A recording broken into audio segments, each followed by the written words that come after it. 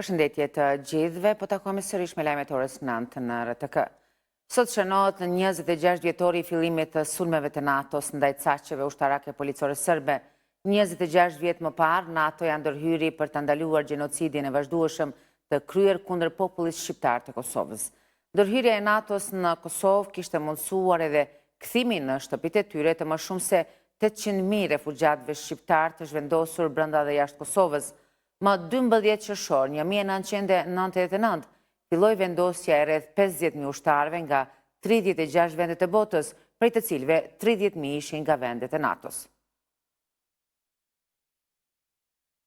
Ish zëdhënësi i NATO-s gjatë luftës në Kosovë, Gjimi Shi, duke përkujtuar fillimin e bombardimeve të caqeve të ushtrisë policisë serbe 26 vjet më parë, tha se ajo ishte një kohë ankthi, por edhe shprese. Në intervistë për RTK Live, ai tha se është gënjyese fakti që edhe pse kanë kaluar 26 vjet, Serbia ende nuk ka kërkuar falje për krimet që ka kryer në Kosovë. Ai rikujtoi se shumë nga figurat e qeverisë serbe që janë sot erdhën në jetë politike gjatë epokës nacionaliste të Miloševićit dhe se kanë trashëguar pikpamjen e tij të shtrembruar për historinë serbe dhe Jugosllavinë. Në mesin e shumë personaliteteve botërore që kontribuan për bombardimin e caqeve ushtarake policore serbe dhe çlirimin e Kosovës në vitin 99, padyshim që janë ish presidenti amerikan Bill Clinton dhe ish sekretarja amerikane e shtetit Madeleine Albright. Kjo e fundit u përkujtua dje nga liderët politike institucional të Kosovës me rastin e 3 vjetorit të vdekjes. Sidoqoftë, angazhimi i saj dhe i presidentit Clinton për lirinë e Kosovës mbesin të paharruar. Ky është Beogradi vitit 1999. Serbia po bombardohej nga NATO.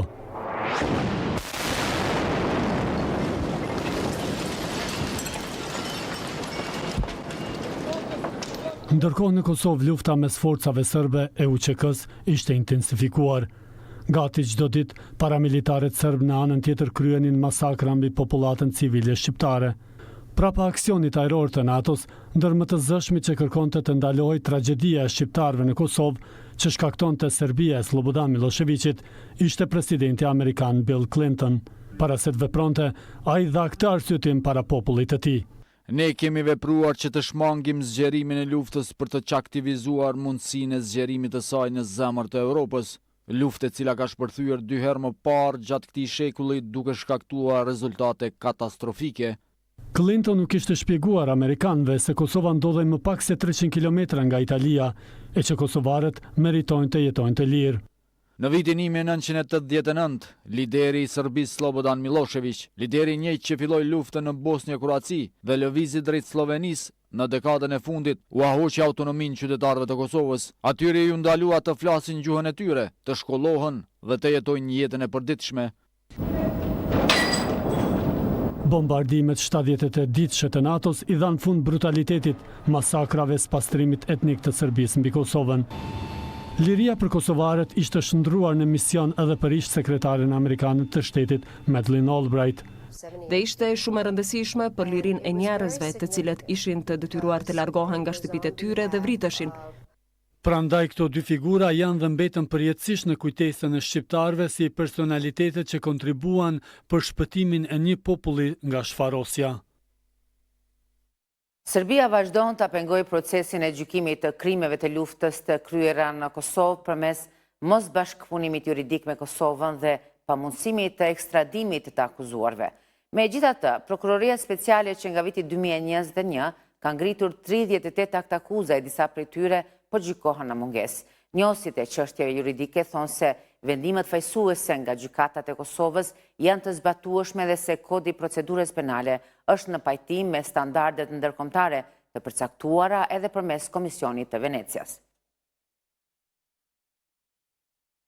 Ecimtutjes sot mbushën 26 vjet nga vrasja e avokatit të shquar shqiptar Bajram Kelmendi dhe 2 djemve të tij, Kastriotit dhe Kushtrimit. Ata ishin marrë nga forcat serbe me 24 mars, ditën që NATO nisi bombardimet kundër caqeve serbe. Kufomat u gjetën afër një distributori gazi në rrugën Prishtinë-Fushë Kosovë. Avokati Kelmendi kishte procedura në Hag dosje për krimet e regjimit të Miloševićit në Kosovë. Ai ishte edhe aktivist për Këshillim për mbrojtjen e të drejtave dhe lirive të njerëzit. Sot shënohet edhe 27 vjetori i betejës së Glogjanit, e njohur ndryshe si epopeja e Dukagjinit, e zhvilluar më 24 mars 1998. Me këtë betejë filloi lufta frontale ndërmjet forcave të UÇK-s dhe atyre serbe në zonën operative të Dukagjinit. Me rastin e këtij përvjetori, Komuna e Deçanit dhe organizatat e dala nga lufta e UÇK-s do të mbajnë disa aktivitete për ta shënuar këtë datë të rëndësishme.